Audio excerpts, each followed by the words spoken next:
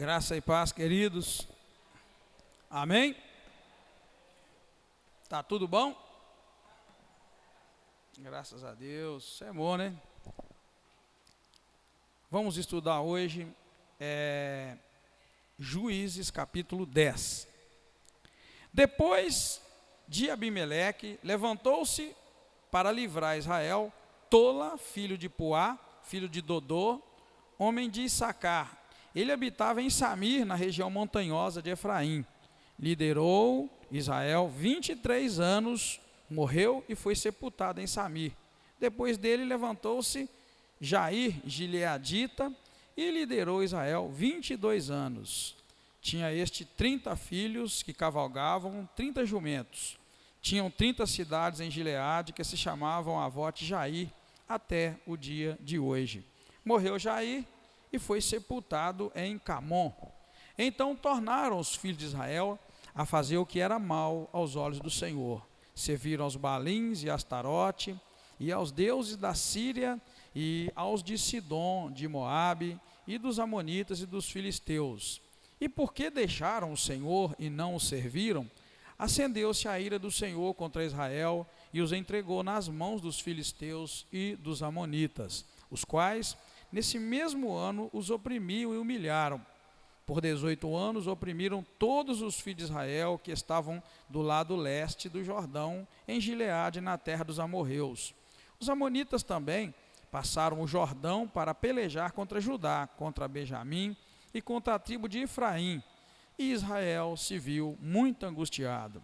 Então os filhos de Israel clamaram ao Senhor: contra ti temos pecado, porque deixamos o nosso Deus e servimos os Balaíns. Respondeu o Senhor: não vos livrei dos egípcios, dos amorreus, dos amonitas e dos filisteus? Também os sidônios, os amalequitas e os moabitas vos oprimiram. E quando clamaste a mim, não vos livrei da sua mão? Vós, porém, me deixaste a mim e serviste a outros deuses, pelo que não vos livrarei mais. Ide e clamai aos deuses que escolhestes, que eles vos livrem no tempo do vosso aperto. Os filhos de Israel, porém, disseram ao Senhor: pecamos, faze-nos conforme tudo quanto te parecer bem. Tão somente te rogamos que nos livre hoje. Então tiraram os deuses alheios do meio de si e serviram ao Senhor. E o Senhor não pôde mais suportar a angústia de Israel. Quando os amonitas se reuniram e se acamparam em Gileade, também os filhos de Israel se reuniram e se acamparam em Mispá. Então o povo e os líderes de Gileade disseram uns aos outros: quem começar a pelejar contra os amonitas será chefe de todos os moradores de Gileade. Amém, queridos? Oremos. Muito obrigado, Deus, por este dia maravilhoso na presença do Senhor. Obrigado porque nós podemos abrir a Bíblia, ler e nela meditar. Agora ajuda-nos, Senhor Deus, na meditação da Tua palavra e abençoa cada vida, Pai, que aqui está, que o Senhor possa nos ajudar a compreender melhor a Tua palavra e submeter nossas vidas à vontade do Senhor. Obrigado, Deus, nós te agradecemos em nome do Senhor Jesus Cristo. Amém. Aleluia. Bem, queridos, esse capítulo 10, na verdade, vai trazer para nós esses dois assuntos, Deus levantando esses dois homens, Tola e Jair, e depois vamos ver Deus permitindo opressão dos moabitas, dos filisteus, sobre o povo de Israel. E o que nós notamos aqui, claro, nós não lemos o capítulo 11, porque o capítulo 11 vai trazer para nós 40 versículos, e ia ficar muito prolongado para a gente estudar ele de uma vez só.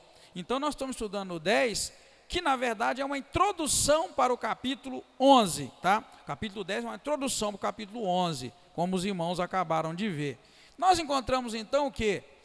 Dentro desse capítulo, que eu estou dizendo para os irmãos que é uma introdução para o capítulo 11, a gente vai ver que Deus vai levantar dois juízes menores, Tola e Jair, e é o segundo e o terceiro juiz, na verdade, menor que o Senhor vai levantar, sendo que Jair vai liderar Israel durante 22 anos, e o Tola, liderou Israel durante 23 anos. Então, se os irmãos somarem lá 23 com um e 22 com o outro, os irmãos vão ver que dentro de 5 versículos a Bíblia está englobando aí muitos anos de administração de governo dentro de Israel.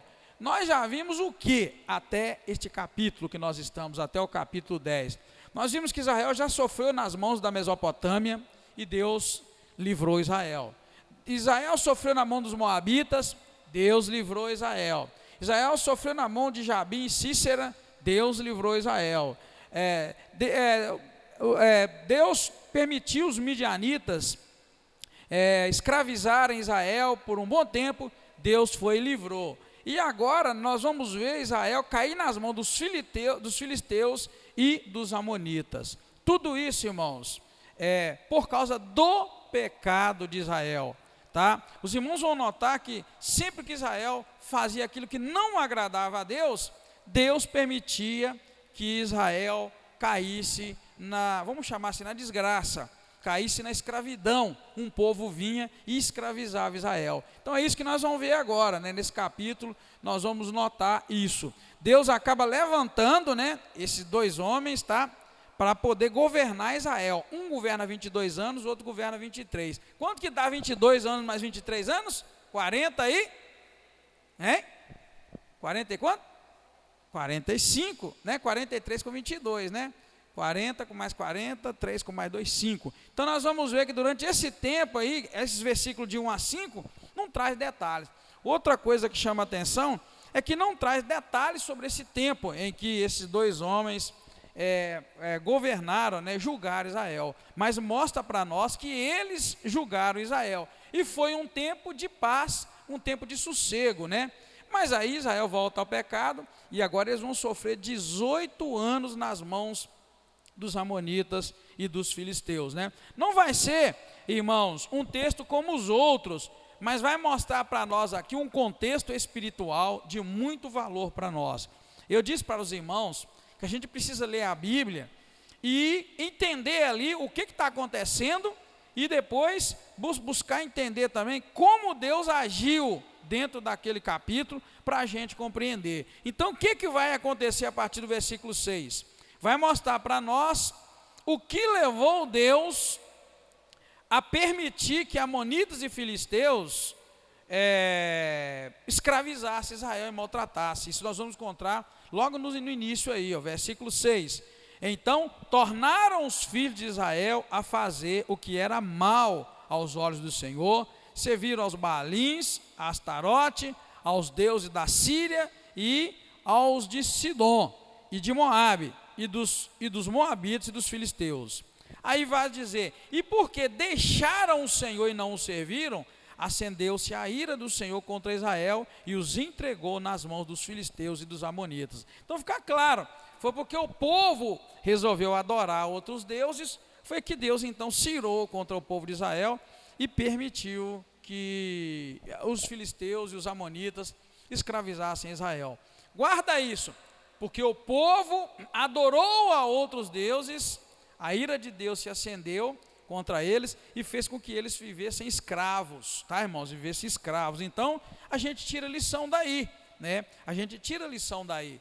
Deus não se agrada, né, de que nós sirvamos a outros deuses, senão que sirvamos unicamente a Ele. Isso é regra, né? O tempo todo Deus vai cobrar do homem que o adore e adore unicamente a Ele. O versículo 8 vai mostrar então quanto tempo, né, que eles ficaram oprimidos, os quais nesse mesmo ano os oprimiram e humilharam. Por 18 anos oprimiram todos os filhos de Israel que estavam do lado leste do Jordão de Gileade. Ou seja, lembra lá de Manassés, Gileade, que ficaram de um lado do Jordão? Então eles vão lá e humilham aquele grupo que ficou do lado do Jordão. E depois o que vai acontecer é que eles vão atravessar o Jordão para humilhar o restante de Israel. Veja bem, verso 8. Por 18 anos oprimiram os filhos de Israel, todos os que estavam do lado leste do Jordão, Gileade, na terra dos amorreus. 9. Os amonitas também passaram o Jordão para pelejar contra Judá, contra Benjamim e contra a tribo de Efraim. Então Israel se viu em grande aperto. O que acontece é que, na verdade, filisteus e amonitas, eles vão humilhar Israel de modo geral, os que ficaram antes do Jordão e os que estiveram depois. Mas aí Judá vai se sentir muito angustiado e vai clamar ao Senhor. Quando aquela outra parte clama, Deus vai ouvir. Só uma lembrança aqui, rápido, para os irmãos que já leram a Bíblia, eles vão saber. Aqui, irmãos, começa a humilhação, tá? Aqui começa a humilhação, que nós vamos nos deparar com ela lá nos tempos quando Deus levanta. O irmão chegou até a perguntar se foi Deus então que escolheu ou não, que escolheu Saul, e nós demos essa resposta. Deus escolheu Saul, mas Saul resolveu pecar e Deus tirou dele o reino. Aí, qual era o contexto que Davi é levantado? Quem lembra? Quem é que, os irmãos, principalmente da escola bíblica dominical de crianças, devem saber de cor. Quem é que humilhava Israel naquela época? E que Davi surge como um grande guerreiro? Hein? Mas o Golias pertencia a quem? Filisteus. Filisteus. Tá? Quem não vem no estudo de quinta-feira pensa assim, não vai sair nada lá. É aqui. Só anotar aqui, ó.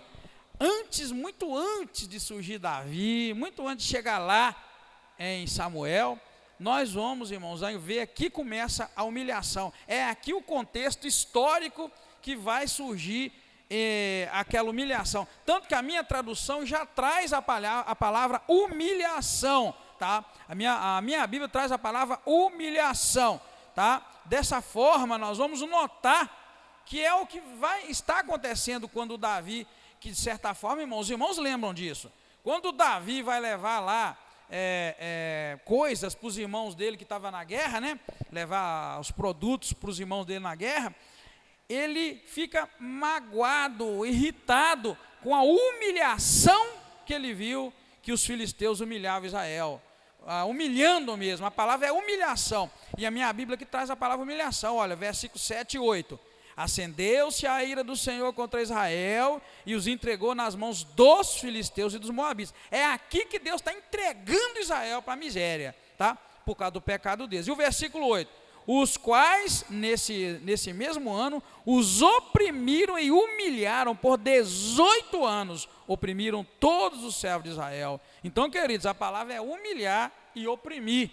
E aí é aqui que começa, aqui que é lançada. E aí, irmãos, se alguém te perguntar um dia assim, é muito comum o crente novo, muito apaixonado, que não conhece exatamente o porquê que Deus age de determinada maneira, ele chega e faz perguntas desse tipo: mas como é que pode Deus deixar Israel sofrer tanto? Mas como é que pode Deus deixar Israel ser humilhado, ser maltratado? Está aqui, querido, não tem nada a ver com Deus. Eu falei isso um dia.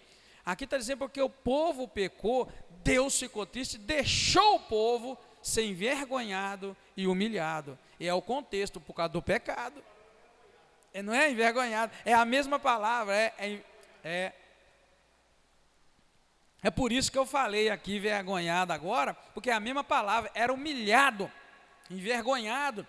Isso, irmão, de todas as formas. E lá, então isso aqui vai persistir, essa vergonha e essa humilhação vai durar anos e anos, se torna um caso histórico. Eu quero que vocês lembram que quando a gente lê a Bíblia, a gente tem que prestar atenção muito em número. E se você puder ler com um caderno do lado, sei lá com o que você gosta de anotar, é bom anotar. Porque vai parecer que passa pouco tempo, mas não é. É o que eu disse para vocês. Do versículo 1 ao 5, por exemplo, mostra que este homem chamado Tola, ou Tola, não importa, liderou Israel por 23 anos. Aí ele morreu. Então você tem que contar. Do versículo 1 ao 2, 23 anos. Aí Deus levanta Deus levanta Jair, que era de Gileade, verso 3, e liderou por mais 22. Então quer dizer que em 2 versículos, já se passaram 22 anos, mais 23. Então, irmãos, logo aqui na frente vai falar que Deus vai deixar ele se humilhar 18 anos. Então, mais 5 versículos, e já está falando que ficou mais 18 anos. Então, depois dos 22, mais 23 de tranquilidade, vai vir 18 anos de humilhação.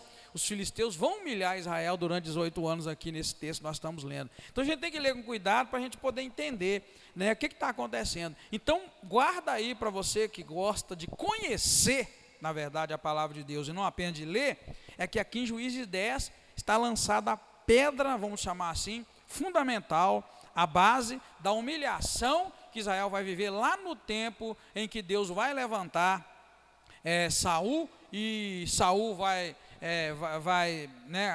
abrir mão para o pecado, e aí Deus vai levantar Davi, e Davi vai levar, eu esqueci mesmo os produtos, para os seus irmãos, e lá vai ver a humilhação que os filisteus humilhavam Israel, vai tomar aquela dor para ele, e aí Deus vai levantar, não juiz, vai levantar o rei, Deus vai escolher o rei, vai escolher Davi, para guerrear. Então esse é o contexto, que nós estamos dentro deles aqui, tá, irmãos? Aí o que acontece? De repente, então, os filisteus e os amonitas, eles planejam invadir, então, os dois lados do Jordão para destruir Israel. O lado que ficou e o outro lado, que atravessou o Jordão. Mas aí Israel vai clamar a Deus, mas vai clamar a Deus com muita força, e Deus vai dizer para eles que não vai livrá-los. Hoje nós temos uma geração de crente, tá, irmãos, com todo o cuidado, todo o respeito, para não ofender todo mundo, mas é a verdade. Nós temos uma geração de crente que, se pedir a Deus e Deus falar que não vai dar, ele fica aborrecido. Já notou isso? Se clamar a Deus e Deus não der, fica aborrecido. Porque Deus esqueceu de mim. Aqui Deus vai falar que não vai livrar eles, A gente hoje busca tanto solução que a gente acaba colocando um encargo muito grande até sobre os nossos líderes. Hoje, se o pastor não resolveu o problema de uma ovelha, a ovelha fica aborrecida, porque o pastor não resolveu. Agora eu pergunto, irmãos, pastor pode resolver o problema de alguém? Não, meus irmãos, é Deus. Pastor não é guru, não é bruxo, não é feiticeiro. Pastor não é Deus, pastor é um homem como qualquer um. Então as pessoas hoje avaliam o pastor, se ele resolve o problema. Eu não posso resolver o problema de ninguém, eu posso resolver o problema meu. Meu a gente resolve, Silvio? E resolvemos, graças a Deus, Deus tem ajudado, a gente tem resolvido nossos problemas. Problema de família, problema financeiro, problema quando a doença vem, a gente se vira e resolve. Como que a gente resolve? A gente vai para o joelho pedir a Deus, Deus tenha misericórdia. Mas só que o pastor não pode resolver o problema dos outros. Quem resolve o problema dos outros é Deus. Então tem gente que fica aborrecido. Se o filho não aceita Jesus, se o filho desvia, se o marido separa, se a esposa separa, se fica doente, se não fica doente, o pastor é culpado, o pastor não está orando por mim, o pastor não está intercedendo. Peraí, não é assim. Aqui nesse texto eu encontro algo tremendo. Deus vira para eles e fala que não vai livrá-los. E aí, Deus não vai livrar, o que eles vão poder fazer? Então, gente, essa geração de crente, que eu chamo de crente mimimi, crente que não pode nada, se Deus não ouve, se Deus não responde, já fica aborrecido, já chuta o balde. Eu tenho escutado, irmãos, crentes até de certa forma velhos, questionando Deus quando as coisas não acontecem do jeito deles. Já vi pastor mais velho do que eu, quando acontece algo trágico, desmorona e fica perguntando, por que Deus não me ouviu? Por que Deus não me atendeu? Ele não te atendeu porque Ele não quis atender e acabou. Amém, igreja? Amém, irmãos? Deus não é obrigado a fazer o que a gente quer, Ele é que é Deus, Então veja bem, quando eles se levantam aqui para a guerra, para destruir Israel, tanto os que estavam de um lado do Jordão e do outro do Jordão, o que acontece? Deus vai virar e vai falar para ele que não vai livrá-los. Veja que Israel então clamou ao Senhor. Olha bem, essa palavra clamar, nós vamos encontrar ela mais de uma vez, que eles clamaram ao Senhor. Veja bem, irmãos, o versículo 10. Então os filhos de Israel clamaram ao Senhor e dizem: contra ti pecamos, porque deixamos o nosso Deus e servimos os Balaíns. Aí o verso 11, respondeu o Senhor: não vos livrei dos egípcios, dos amorreus, dos amonitas e dos filisteus? Também os sidônios, os amalequitas, os moabitas vos oprimiram, e quando clamaste a mim, não vos livrei da sua mão? Verso 13, vós, porém, me deixastes a mim e serviste a outros deuses, pelo que não vos livrarei mais. Está vendo, querido? O que Deus está falando para eles aqui? Deus primeiro fala para eles: eu não livrei vocês todas as vezes que vocês precisaram, vocês estavam na pior, eu livrei. Então presta atenção, o que Deus fala? Eu livrei vocês todas aquelas vezes, mas vocês me deixaram para servir outros deuses, então eu não vou livrar vocês mais. Lê para mim o versículo, quem puder na sua Bíblia, o versículo 13, para eu ver, comparar com a minha tradução. Versículo 13, quem puder.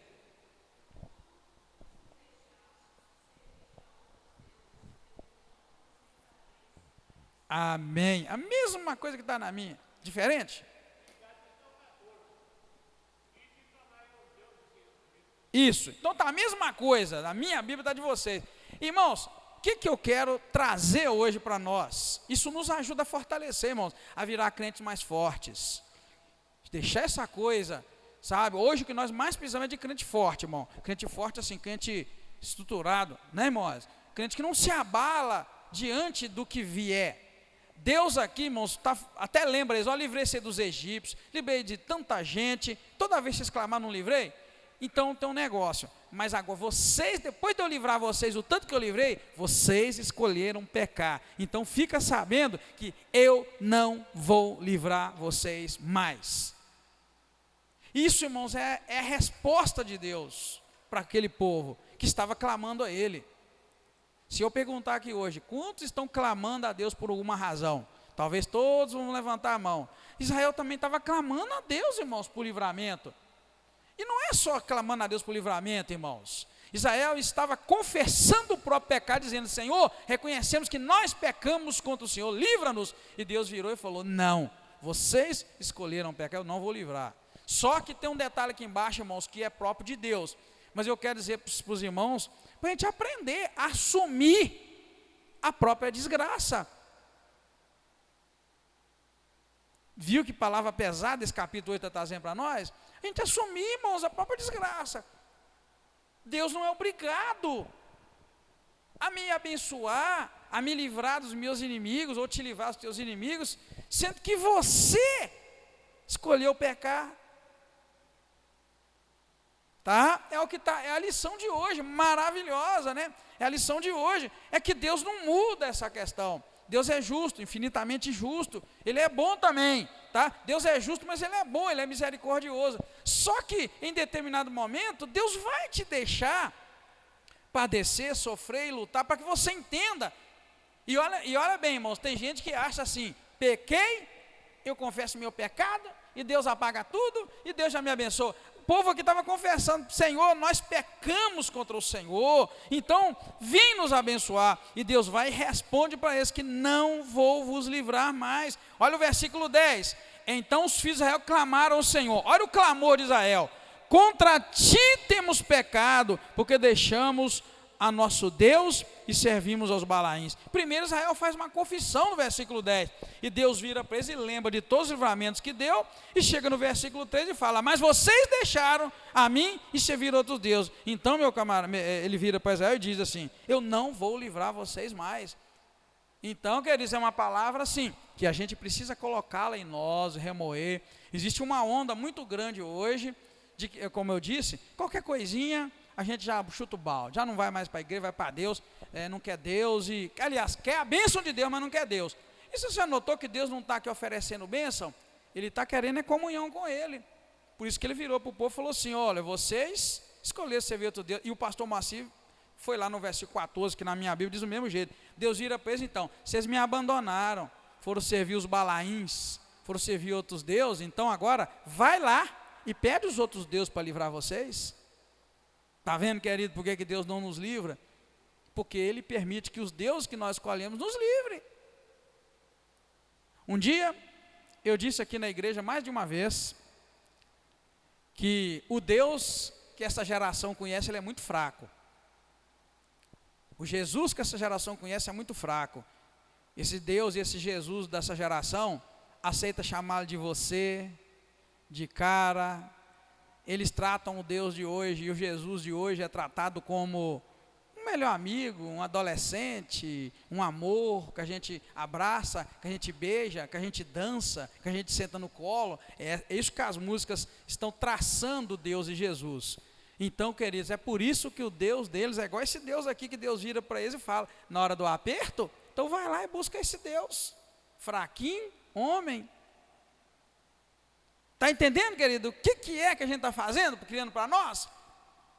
Não é. Deus ou Ele continua sendo o Deus Todo-Poderoso, Criador do céu, da terra e do mar, e de tudo que nele há, ou então nós estamos roubados. Se a gente começar a compreender Deus dessa maneira, um Deus pequeno, um Deus comum, um Deus que comunga com o pecado, um Deus que não importa com o pecado, olha bem, querido, um Deus que não se importa com o pecado. Eu estou ficando assim meio confuso com uma questão. O Deus desse século, o Deus que esse povo, né, diz que conhece, é um Deus que não importa com o pecado mais. Vocês já notaram isso, né? Não tem mais nada que é pecado hoje, tudo pode. Então, é esse Deus que Deus vai falar. Quando você estiver na doença, na angústia, quando você estiver sendo perseguido, procura esse Deus então, que você adora, que não importa com o pecado, não importa com nada, um Deus fraco. Está entendendo, hein, irmãos? Não é essa a verdade? É porque é isso que Deus vira para Israel e diz para eles, Deus vira para eles e fala, vocês me deixaram e foram servir a outros deuses, então não vou livrar vocês mais. Aí o versículo 14 que o pastor Marci lembrou, Deus vira e fala, vão e clamem aos deuses que vocês escolheram, que ele vos livre no tempo de aperto. Por que a gente vive uma igreja carente de milagre? A gente vive uma geração que não tem milagre na vida, porque eles trocaram o Deus verdadeiro, o Deus que abrumar, o Deus que faz o cego enxergar, faz o mudo falar, faz o surdo ouvir, faz o coxo andar, faz o morto ressuscitar. Eles trocaram esse Deus para um deusinho qualquer, um colega, um amigo, que não importa com pecado. Então Deus fala, então na hora que você estiver em aperto, procura Ele. Quem aqui tem vivido milagre na vida hoje, nos dias de hoje?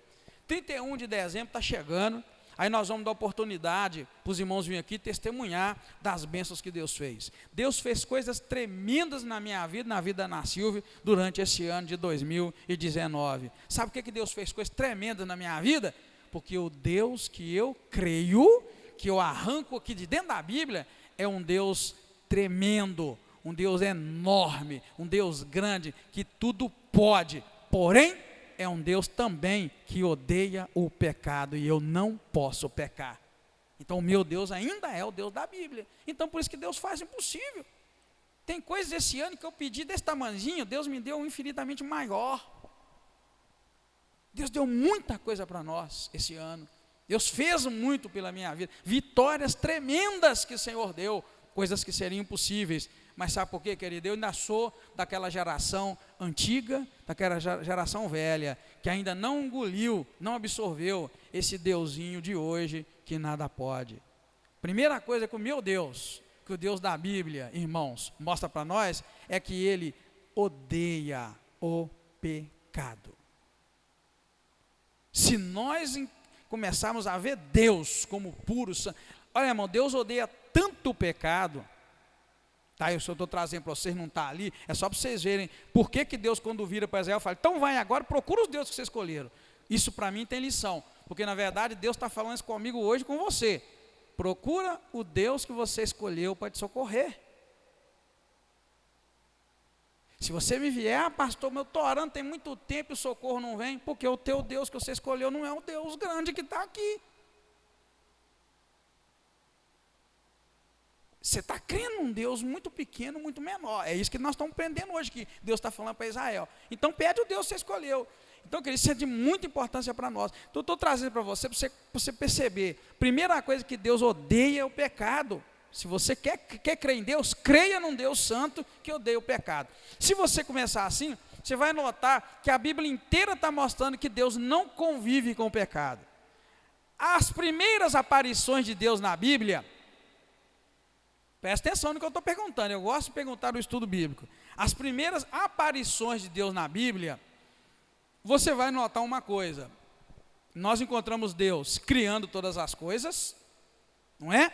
Capítulo 1 de Gênesis.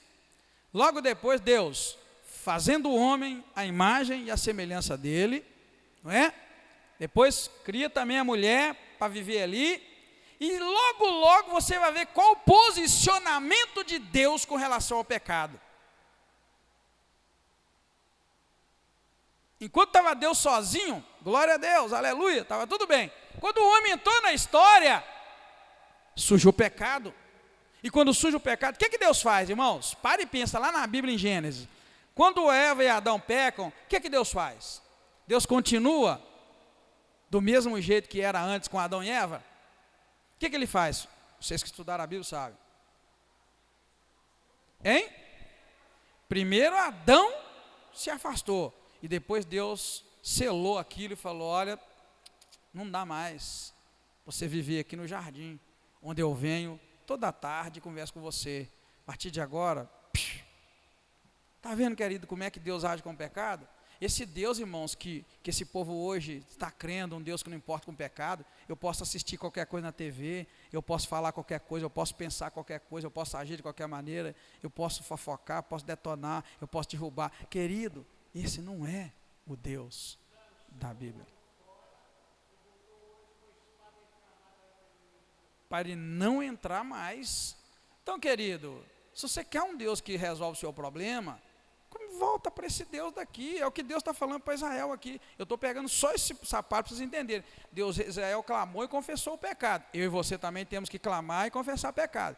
Mas aí Deus vira para eles e fala assim: você não escolheu esse Deusinho aí? Você escolheu esse Deusinho aí que não importa com nada? Então agora vai lá para ele livrar vocês. Por isso que eles vão sofrer, irmãos, na mão dos filisteus, dos amonitas. Então, queridos, essa visão de Deus, desse Deus fraco e frágil, que tudo pode, não é o Deus da Bíblia. É isso que nós vamos nos deparar, é o que eu estou te mostrando aqui dentro desse capítulo, tá? Nós estamos estudando só um capítulo, que é a introdução para o próximo. Então, veja bem, Deus então vai virar para eles e vai dar a seguinte: eu não vou livrar vocês mais. Eu não vou livrar mais não, tá? É isso que Deus fala para nós, né, quando a gente foge da presença dele. Mas Israel, irmãos, resolve então fazer uma limpeza de coração, e isso comove Deus, essa atitude comove Deus. E aí então Deus levanta o próximo juiz que vai conseguir livrar Israel. Tem um detalhe, presta atenção comigo. Eu acho que ficou claro para os irmãos aqui nesta noite que Deus odeia o pecado. Não é? Amém, queridos? Então isso nós não podemos abrir mão. Deus não convive com o pecado. Adão e Eva pecou. Imagine só, irmãos, Adão era a obra-prima de Deus. Adão era o original de todos nós. Imagine, a própria mão de Deus fez Adão. Deus soprou o fôlego de vida nele. Então Deus tinha uma expectativa com relação a Adão muito maior do que ele tem com qualquer um de nós. Presta atenção, estou falando expectativa. Quando criou aquele homem lá, e a Bíblia diz que foi tão bem feito o que Deus fez, que Deus se agradou daquilo. Era muito bonito, Adão era a obra-prima. Então Deus tinha uma expectativa com Adão, e certamente Deus se decepcionou, porque Adão não deu conta de viver uma vida santa. Mas Deus, como um bom pai, fez uma coisa que muitos pais têm que aprender a fazer: pecou e errou, tem um lugarzinho para você, mas não é junto comigo. Eu não vou conviver com você. Então, Adão, agora a coisa vai ser assim. Então, e muito menos eternamente. Tanto que Deus colocou o querubim lá para guardar a árvore da vida, porque senão ele comia e vivia eternamente. Deus falou: comigo você não vai, eu não vou vir aqui mais conversar com você de tarde, porque eu vou te tirar daqui, e muito menos, Adão, você vai viver eternamente comigo, porque estou decepcionado, Adão, você pisou na bola. Primeira obra de Deus, Deus foi duro com ele. Então, querido, para os crentes hoje que acham que Deus não importa com o seu pecado, eu queria que você entendesse que se Deus se importou com o pecado de Adão, que era o primeiro que ele tinha feito, ele não vai se importar com o meu e com o seu? Muito mais, querido. Então a gente precisa viver, conhecer esse Deus um pouco mais, para ver quem é esse Deus e se ele aceita essa montoeira de coisa que a gente está vendo hoje que não tem nada a ver. Deus me livra e tenha misericórdia da minha vida, né? E tem misericórdia de nós. A gente precisa começar a adorar a Deus também, com a nossa alma, em espírito e em verdade, e com o nosso conhecimento de Deus. Então, querido, assim Deus agiu com Adão, muito mais age conosco. Então Deus não nos aceita na presença dele, vivendo em pecado. Não existe isso, tem que abandonar o pecado. Nada justifica o pecado, querido. A gente tem que morrer por Cristo, morrer pelo Senhor, morrer pela palavra. Então aí vamos continuar, os irmãos entenderem que Israel, então, irmãos, depois que Deus manda Israel clamar a outros deuses, versículo 15 vai dizer então que o povo faz o seguinte: confessa, pecamos contra o Senhor. faze-nos conforme tudo o que parecer bem para o Senhor, mas por favor, Deus, nós te rogamos, livra-nos hoje das mãos dos filisteus e dos amonitas. Aí, o versículo 16 diz então, eles tiraram os deuses estranhos do meio deles, e se viraram para o Senhor. Aí quando eles fizeram isso, irmãos, quando eles tiraram o que era pecado, que eram os deuses estranhos, e se viraram para o Senhor, aí o versículo vai dizer que o Senhor não suportou a angústia de Israel, e deu um jeito de prover alguém para livrá-lo. Ou seja, Deus não suportou a angústia do povo, o sofrimento do povo, o sofrimento que Israel estava dentro dele, e aí Deus resolveu então a levantar um libertador, e esse libertador que nós vamos ver lá na frente, no capítulo seguinte, vai ser Jefté, que vai vencê-los, vai vencer os amonitas. Então, querido, presta atenção nessa palavra e aplica no teu coração, né? O Senhor então vai levantar alguém, porque Deus não suportou a angústia de Israel. Essa parte que Deus não suportou a angústia de Israel, irmãos, é de fundamental importância para nós. Por quê?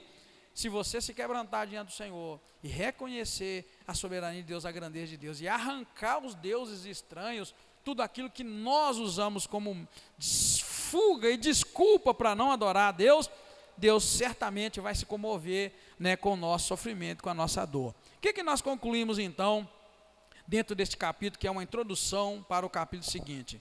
Que Deus não é somente um Deus grande em justiça, mas também Ele é grande em misericórdia. Ele não pôde mais suportar a angústia de Israel, mesmo Ele tendo dito para ele assim, ó, nunca mais eu vou livrar vocês. Ele não pôde suportar. Apesar do pecado e da apostasia, o Senhor ama o seu povo, e Ele também, Ele acaba compartilhando da miséria que o povo vive, ou seja, é como se Ele vivesse a miséria que o povo vive, por isso Ele não suportou a angústia de Israel, e aí o que Ele faz? Ele acaba livrando Israel, assim como um pai não suporta ver o seu filho na miséria, e Ele estende as mãos para livrar o seu filho. Assim é Deus, o Deus Todo-Poderoso. Eu não conheço uma mãe, não conheço um pai, que quando vê o filho na miséria, ele vai acabar de jogar para a miséria adentro. Não, o pai e o filho compartilham essa miséria, sofre porque o filho sofre, e ele estende a sua mão de misericórdia, e é exatamente isso que Deus vai mostrar para nós, tá? Aqui, é o que Ele acaba de fazer aqui, que nós encontramos na palavra. Deus se comove e não suporta ver a angústia do seu povo. Amém, queridos? Vamos orar? Agradecendo a Deus. Obrigado, Deus, bendito é o teu nome, Senhor. Nós te agradecemos por esta noite, pedimos a graça e a misericórdia do Senhor.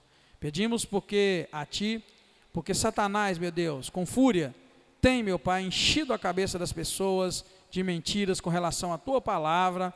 Portanto, o Senhor fica impedido de abençoar muitas vidas por não crerem em Ti, Deus vivo, Deus poderoso, Criador do céu, da terra, do mar e de tudo o que neles há. Muito obrigado mais uma vez, colocamos nossas vidas nas Tuas mãos e pedimos uma ótima noite na presença do Senhor. Obrigado, Deus. Agradecemos a Ti em nome do Senhor Jesus Cristo. Amém. Aleluia. Obrigado, querido. Deus abençoa em nome de Jesus. Vamos estar juntos no final de semana, se Deus quiser.